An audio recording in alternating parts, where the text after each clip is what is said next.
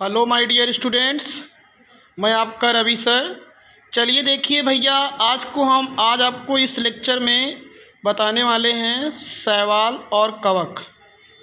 शैवाल और कवक जो हुआ करते हैं, इन दोनों में बेसिक अंतर जानते हैं, जो कि बहुत ही एक इम्पॉर्टेंट टॉपिक होता है, जैसा कि आपके सामने दिख भी रहा है। शैवाल जो हुआ करते हैं और कवक दोनों ही थैलोफाइटा के अंतर्गत रखे गए ये निम्न स्तर के पौधे होते हैं।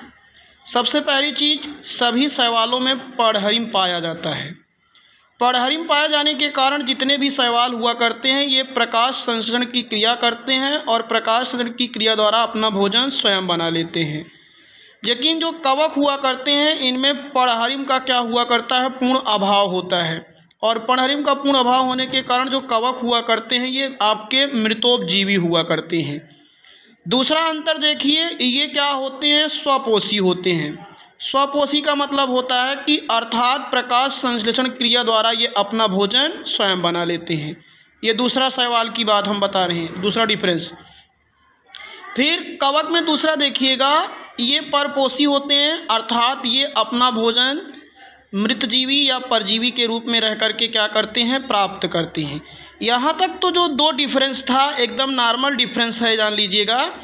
लेकिन जो तीसरा डिफरेंस है, सुकाय तंतुएं या वास्तविक या मृदुतक से बना होता है। सुकाय का मतलब होता है जो प्लांट बॉडी हुआ करती है वो आपकी एकदम पतली रेशे जैसे हुआ करती है, और मृदुतक मतलब जो भोजन का संचय करने वाली ऊतकें होती हैं उससे मिलकर के इनका क्या होता है, मृदुतक बना होता है। और इसमें सुकाय जो हुआ करता है वो तंतुमय एवं कवक जाल से बना होता है। कवक जाल को हम लोग माइसीलियम कहते हैं, क्योंकि इनमें जड़ नहीं पाई जाती है और जड़ के स्थान पे ये माइसीलियम पाया जाता है, जिससे ये प्रकाश संश्लेषण की क्रिया द्वारा जिससे ये दो मृत पदार्थों से अवशोषण किया करते हैं। जो सबसे इम्पॉर्टेंट चीज़ यहाँ पे शैवाल और कवक में अंतर हुआ करता है कि शैवाल की जो कोशिका भित्ति होती है सेलुलोज से बनी होती है। कोशिका भित्ति आप जानते हो, पादप कोशिकाओं में ये पाई जाती है, जंतु कोशिकाओं में नहीं पाई जाती है। कोशिका भित्ति सेलुलोज, पिक्टिन, काइटिन, लिग्निन और सब चीज़ों से मिलकर बनी होती है। लेकिन जो शैवाल होते हैं इनकी कोशिका भित्ति जो होती है वो सेलुलोज से मिलकर बनी होती है। लेकिन जो कवक होते हैं, कवक की जो कोशिका भित्ति होती है ये काइटिन से मिलकर के बनी होती है। ये बेसिक बहुत महत्वपूर्ण अंतर है। इसके बाद इनमें जो संचित खाद्य पदार्थ हुआ करता है वो मंड होता है। शैवाल में मंड हुआ करता है, इसीलिए देखिए जब बारिश का समय हुआ करता है तो शैवाल जब उग आते हैं तो जो ज़मीन होती है वो फिसलनदार हो जाया किया करती है। ये भी क्वेश्चन आपसे पूछा जा सकता है कि शैवाल जो हुआ करते हैं बारिश के दिनों में ज़मीन फिसलनदार क्यों हो जाती है। तो उसका रीज़न यही कि जो शैवाल होते हैं जब ये उग आते हैं तो जो ज़मीन होती है वो आपकी कैसी हो जाती है, फिसलनदार हो जाती है। और कवक में जो संचित भोज्य पदार्थ हुआ करता है वो आपका क्या हुआ करता है, ग्लाइकोजन के रूप में पाया जाता है।